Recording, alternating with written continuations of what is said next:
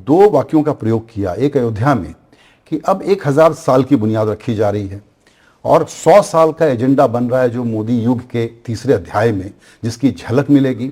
और 2047 की बात तो आप करते ही हैं। गवर्नेंस में इस बार आपका सबसे बड़ा फोकस क्या होने जा रहा है? आपने देखा होगा कि मैं टुकड़ों में नहीं सोचता हूं और मैं बड़ा कॉम्प्रिहेंसिव और इंटीग्रेटेड अप्रोच होता है। दूसरा, सिर्फ मीडिया अटेंशन के लिए काम करना ये मेरी आदत में नहीं है। और मुझे लगा कि किसी भी देश के जीवन में कुछ टर्निंग पॉइंट आते हैं, अगर उसको हम पकड़ लें तो बहुत बड़ा फायदा होता है। व्यक्ति के जीवन में भी जैसे जन्मदिन आया मनाते हैं क्योंकि एक उत्साह भर जाता है, नई चीज बन जाती है।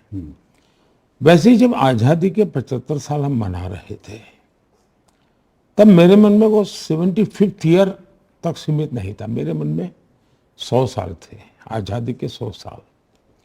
और अगर देश के सामने, और मैंने जिस ही इंस्टीट्यूट में गया सबको कहा भी बाकी सब ठीक, आप अपना देश जब 100 साल का होगा तब आप क्या करेंगे, आपकी संस्था को कहाँ ले जाएंगे। अब जैसे अभी 90 साल का एक कार्यक्रम था, आरबीआई में गया, मैंने कहा ठीक है आरबीआई 100 साल का होगा तब क्या करेंगे, और देश जब 100 साल का होगा तब आप क्या करेंगे। देश मतलब आजादी का 100 साल।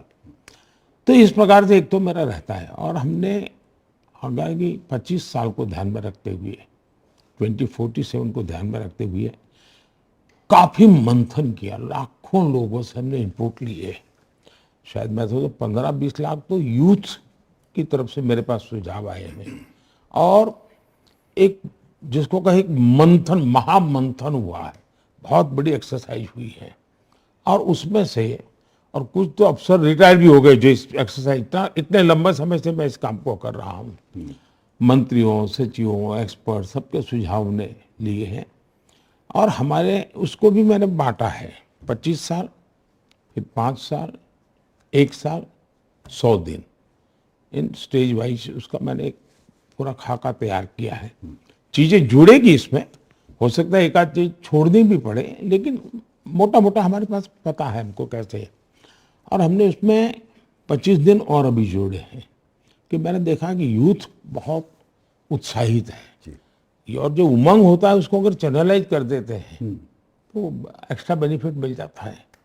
और इसलिए मैं 25 दिन, 100 दिन प्लस 25, 125 दिन का एक काम करना चाहता हूँ। अब जैसे हमने माय भारत लॉन्च किया है, मैं आने वाले दिनों में माय भारत को किस प्रकार से देश के युवा को जोड़ूं, और मैं युवा शक्ति को बड़े सपने देखने की आदत डालूं।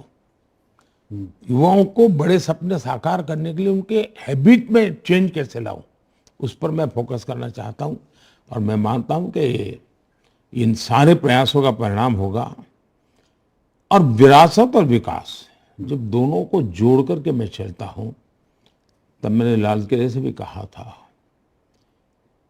और आज मैं दोबारा कह रहा हूं कि अब देश, कुछ ऐसी घटनाएं घटी जैसे 1000 साल तक हमको बड़ी विचित्र परिस्थिति में जीने के लिए मजबूर कर दिया। अब वो घटनाएं घट रही हैं जो हमें 1000 साल के लिए उज्जवल भविष्य की तरफ ले जा रही है। तो मेरे मन में साफ है कि ये समय हमारा है, ये भारत का समय है, और अब हमने मौका छोड़ना नहीं चाहिए। आपने बिल्कुल